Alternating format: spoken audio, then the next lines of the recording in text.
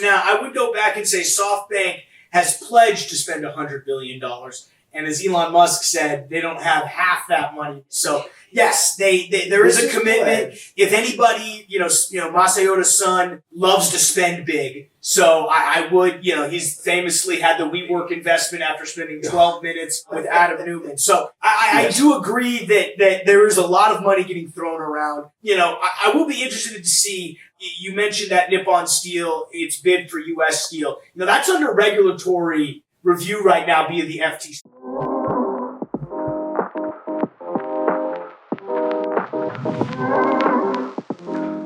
What's going on, everybody? Welcome into the Wednesday, March 26, 2025 edition of the Daily Energy Newsbeat. Stand up. Here are today's top headlines.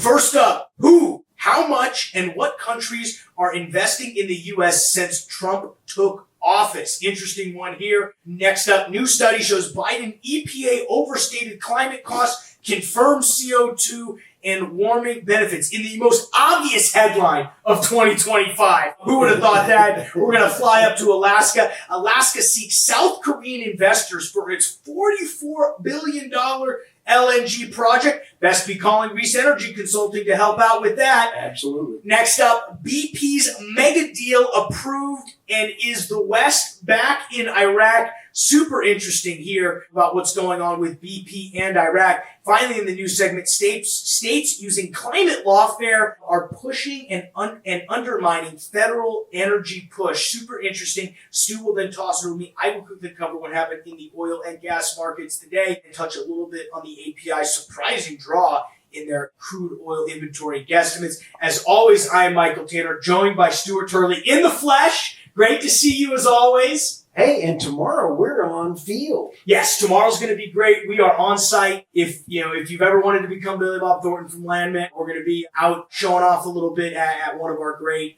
investments place. So we are excited to be there, but excited to have you here in the flesh. Let's go ahead and kick this off. Where do you want to begin? Hey, let's start with President Trump. My buddy, President Trump. Who, how much, and what countries are investing in the U.S. since President Trump took office? Michael, today we're talking about money, regulatory issues, and investments. Investments are critical. Yes. Let's take a look at Japan. Japan put in SoftBank, $100 billion. Taiwan, $100 billion. Japan, Nippon Steel, $14.1 billion. But the countries, Michael, Saudi Arabia, $600 billion. UAE, you ready for this one? $1.4 trillion.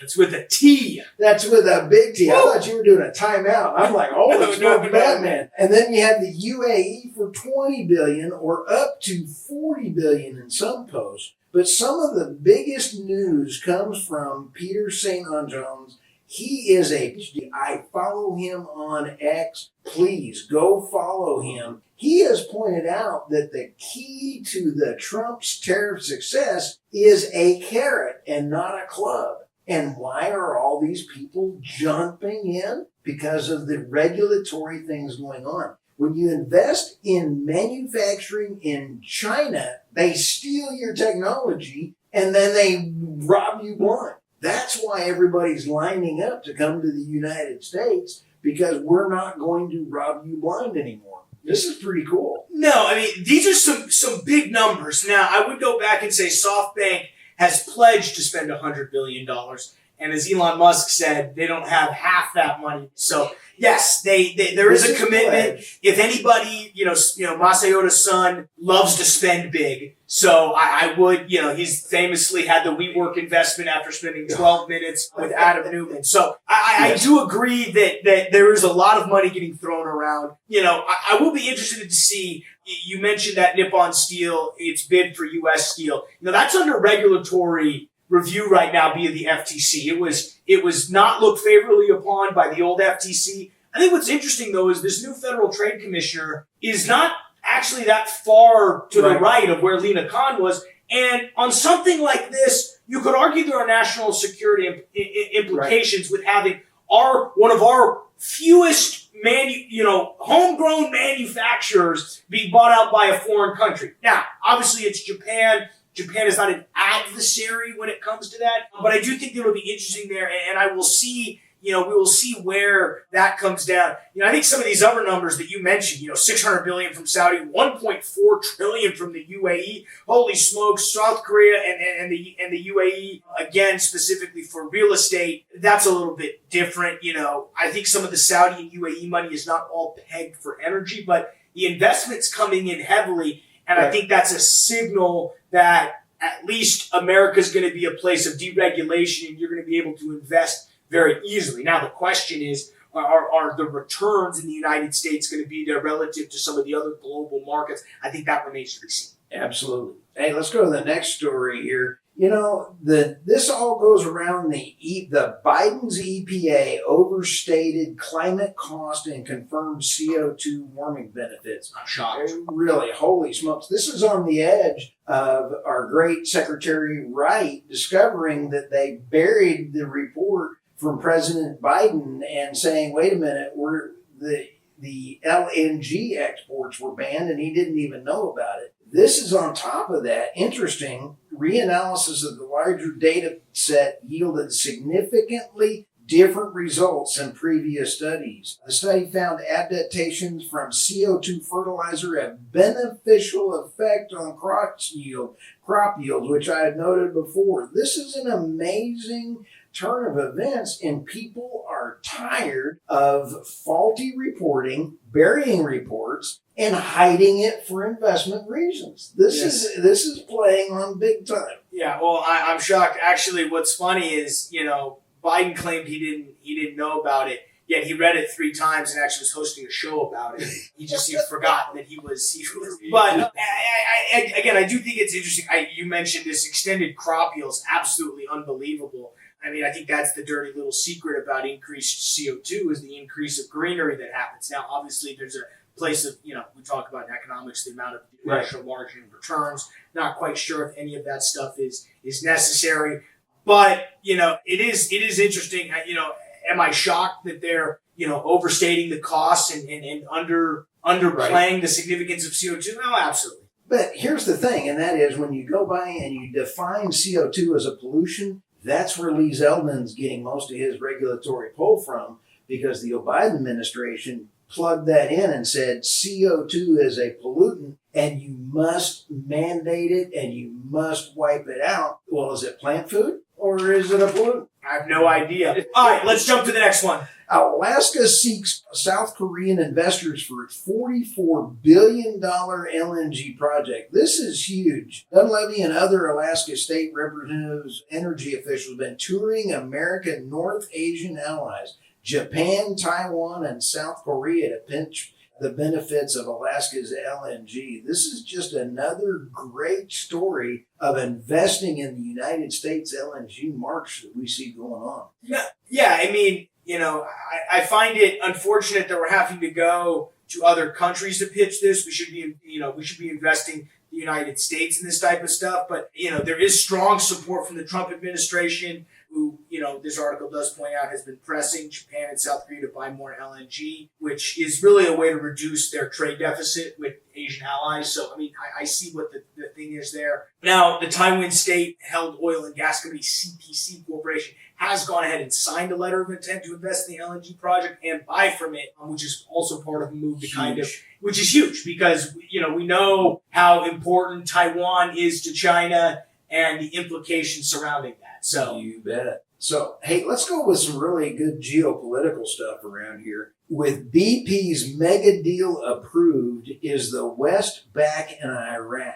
There's a couple key points here. Iraq approved BP's $25 billion contract to key Kirkuk oil fields. The Western Megadeal may stabilize Iraq's oil ambitions. Michael, here's something most people don't realize. Iraq is one of the biggest oil fields and natural gas fields, but they've had to install a floating natural gas LNG import facility because they don't have the technical skills to develop their own wells. So this is a gigantic thing. This follows on yesterday's news that Shell may be delisting, and they're having some serious doubts about being in the UK with all of the serious problems. So if you have Shell and BP leave the UK, holy smokes, Batman, that's good. Where are they going to go? Oh, the US. Yeah. And there's some real interesting, minute details about this, about what it takes to operate in Iraq.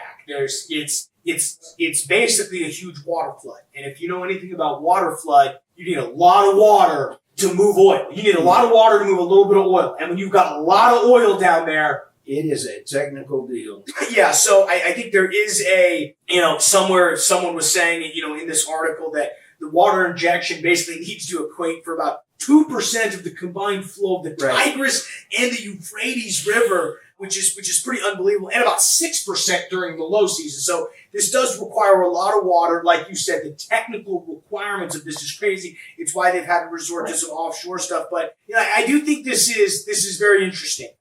And one bit of hypocrisy while you catch your breath there. Are you ready for this? You ready? California imports from Iraq.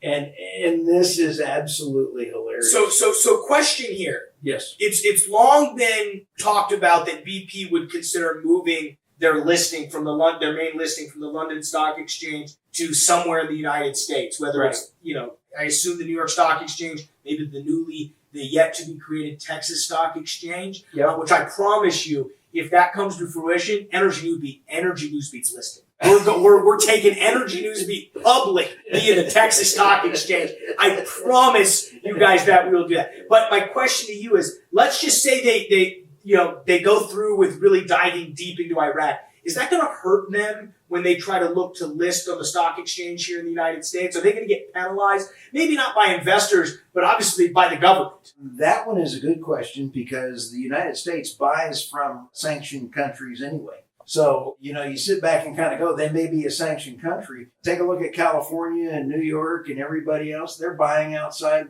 the sanctions. So the answer is I don't think it would matter. You heard it here second, guys. U.S. buys sanctioned oil. Who would have thunk? Yes. Let's move to the last one here. Okay. United states using climate lawfare are undermining the federal energy push. This lawfare stuff has just got to stop. This is absolutely nuts. Congress is on board with the Senate and House passed budget package include to unlock. However, the federal government gives states and localities in partnership that trial bar advocacy groups may take away. There are several in here, like Bucks County, Pennsylvania, filed a lawsuit against ExxonMobil. Then we have the one filing in New York against them. If I was a large oil company, I would seriously look at not doing business in New York. Well, I mean, obviously, because you're just going to become a target for political retribution. Yeah. Which is clear here. Again, and a lot of these advocacy groups, as this article mentioned, are based there. So trying to navigate not just governmental pressure, but then this private sector pressure, which hopefully with what DOGE is doing and the tightening up of the federal budget, you don't have some of these non-federal, federal organizations going after you, which are advocacy groups. Right. And take a look at Texas and Oklahoma. Texas enacted a law prohibiting political subdivisions from entering into contingent fee contracts for legal services. Oops. And then you have Oklahoma legislator is considering a bill that would amend the state's public nuisance law to clarify the legal meaning of marketing and selling of products not to be a public nuisance. That you really get after it. Yeah. Hey, Sandy. So as everybody gets ready to listen to your part of the day, make sure that you read this to your pets, hug your kids, and then really share this. Yeah, absolutely. And even Sandy's getting fired up over here. That's right. About what's going on with these, with what's going on with this. It's unbelievable. But let's go ahead and jump over to finance. But before we do that, let's go ahead and pay the bills. As always, thank you for checking us out here on the world's greatest website, .energynewsbeat.com. The best place for all your energy and oil and gas news. Stu and the team do a tremendous job making sure that website stays up to speed. Everything you need to know to be the tip of the spear when it comes to the energy and the oil and gas business. Go ahead and hit that description below for all links to the timestamps, links to the articles. Be sure to check us out on Spotify. We are now starting to upload the video to all of our podcasts. So thank you to the team for getting that fired up. I know I'm a a resident Spotify podcast guy. So the fact that we can now get those videos up on there is really awesome. So go check us out there. Also, go check us out on Substack, theenergynewsbeat.substack.com. A great place to support the show. Go ahead and subscribe there. If you do feel so inclined, we'd love you to sign up for one of our paid subscriptions. Stu is doing a great job dropping a bunch of paid-for articles there, and we're scheming up a bunch of other stuff to our growing subscriber base there. So go ahead and if you wouldn't mind, give us a shout there. We'd also like to thank friend of the show, Reese Energy Consulting, for their support, guys. If we talked a lot about the show about LNG. These guys are the LNG and natural gas experts in the field. Whether you're designing and looking at investing in the Alaska LNG project, which you are, I'd highly recommend going and connecting with Reese. They will get you all the information you might need. Whether you're thinking about planning a new LNG facility from the operation side of things, whether you are in the upstream space and you are working with an oil or gas marketing company, not Twitter marketing. I'm talking oil and gas, crude oil and natural gas liquids marketing, meaning you're probably overpaying by 15 to 20% from a fee standpoint. With your first purchasers, they come in, they negotiate down those contracts and ultimately put more money back into your pocket. So go ahead, guys, go check out Reese Energy Consulting. Tell them Energy Newsbeat sent them. And finally, guys, as always, invest in oil, energynewsbeat.com. If you are interested in becoming Billy Bob Thornton from Landman, we are going to be out in the field tomorrow talking about a bunch of stuff. I think we're going to be doing a live show from the field, so that'll be great. Highly recommend you guys go to, again, investinoil.energynewsbeat.com. Again, the benefits of investing in oil and gas: tax deductions, portfolio diversification, a little bit of monthly dividends, and then you can show up to every single party and basically say, yo, guess what? I am Billy Bob Thornton. So let's jump over here real quick, though, and cover the market. Stu, S&P 500 was only up about 1/10 of a percentage point. NASDAQ was actually up a lot more, mainly because of the swing back on Tesla. Tesla has been down about 33%. Year to date, they swung back about 6 percentage points today. So being a massive overweight in the NASDAQ is one of the reasons why that spread was so much. 2- and 10-year yields continue to fall. About 0.6 of a percentage point for the 2-year yield, about 0.4 of a percentage point for the 10-year yield. Dollar index was basically flat. Bitcoin was up to about $87,000. We're actually over $88,000 has settled here at about $87,800. Crude oil sitting at basically $69 even. That's basically flat on the day. It was up over $69.50. Has fallen a little bit, mainly due to some stuff we'll talk about between Russia and Ukraine, which I want to get Stu your thoughts on. But natural gas has fallen about 1.8 percentage points. It's now sitting at $3.84. So great for, not great for any of your natural gas producers, though. The XOP contract was actually extremely flat. It was, what are we looking at here? It's basically flat, up 0.03 percentage points, 132.54. I do, Stu, want to quickly talk about oil prices because, really what caused the swing was this energy ceasefire that Russia and Ukraine signed. Basically there was a maritime and energy truce that was stricken between Ukraine and Russia, which offset most of the concerns about tightening oil supply, mainly due to those tariffs on countries that are buying Venezuelan production. Basically, this was United States reaching deals with both Ukraine and Russia to pause attacks in the sea and against energy targets, with Washington then agreeing to lift some sanctions that it had against Moscow. Not energy-related sanctions, more financial-related sanctions. But both Kiev and Moscow came out and said that they're going to rely on us to enforce these deals, while, expressing some skepticism that either side is going to actually be able to withhold that. So I think talk us a little bit through what you're seeing out there. I mean, does this have a chance of actually holding through? Where do you think, that was one of the big goals of the Trump administration, was to bring this war to an end. It's still raging. It is still raging, and part of the problem is President Trump is dealing from a standpoint, Michael, of not having all the information that he needs. Right now, as George McMillan has said, all President Putin has to do is nothing. Because of the weaponization of the sanctions, he's moved all of his business to Asia. He does not. Russia had you've heard me say this before, 4% GDP growth last year. Why? Because of energy. Energy is about 40% of his exports. So when you sit back and take a look, the left, Germany has again won But right now, in this energy pause, who has violated the last one on these things? Zelensky. When they said, oh, by the way, we're going to stop, Zelensky started lobbing all these drones over there. I don't know if we trust Zelensky to stop that yet. I don't know if President Trump trusts Zelensky after that White House thing. So I think that there is hope that the death will stop. Right now, in fact, even Bloomberg had on their article yesterday, President Putin is in no rush to end the war. Mm-hmm. And it's because he's not enticed by money. He has found a way around it. Now, the LNG dark fleet is being shut down, but that's not where he's making his money. His money is in oil and gas. And now this Venezuelan issue cropped up. China had a Scooby-Doo moment yesterday. Oh, by the way, we're going to add another 25% on top of that. So I think that we're in a wait-and-see mode for about another 2 to 3 weeks while we figure out how we get President Putin to the table. He is really not interested. He's got to have a carrot, just like President Trump is doing with his carrot and getting people to invest in the United States. He's got to figure out what carrot to get President Putin off that table. Yeah, I mean, maybe since you accidentally got added to that energy group chat on Signal, you could just drop in there unbelievable. That was dumb. I mean, it's just, I had to make a little bit of joke about when the that. Crypt Keeper comes out and Hillary Clinton makes a joke that's actually funny, that's frightening. She goes, "You've got to be kidding me." I mean, Hillary Clinton needs to go away, but that was funny. Sorry. Yeah, I couldn't go on that. Signal group chat, our nation's brightest, still using Signal to communicate. Unbelievable.